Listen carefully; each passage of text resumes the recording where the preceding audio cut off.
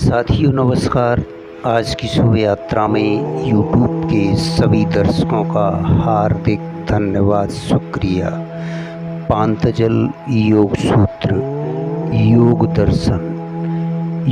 दर्शन विभूति पाद सूत्र 1 में कहते हैं, चित्त का जो किसी एक देश स्थान में नासिका अग्रभाग, नाभि, हृदय कमल, भ्रुकुटी, सूर्य, चंद्र, ध्रुव आदि ठहराना धारणा है।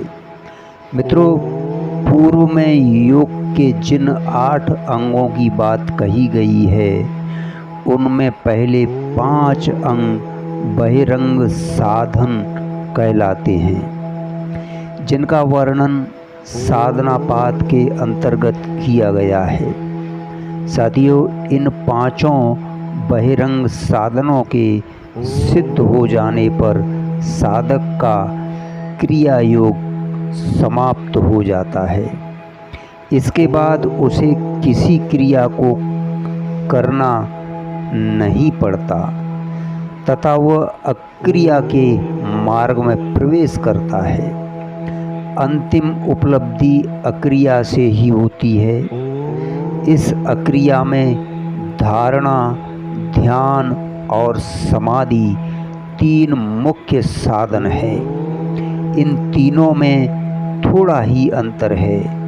बहिरंग साधनों से चित्त की वृत्तियों का समस्त भटकाव समाप्त हो जाता है तथा मन पूर्णतया स्थिर एवं नियंत्रण में आ जाता है। साथियों, इसके बाद मन को चित्त में तथा चित्त को अपने कारण में विलीन करने का कार्य इन अंतरंग साधनों द्वारा पूरा करना होता है। तभी अंतिम उपलब्धि केवल की प्राप्ति होती है।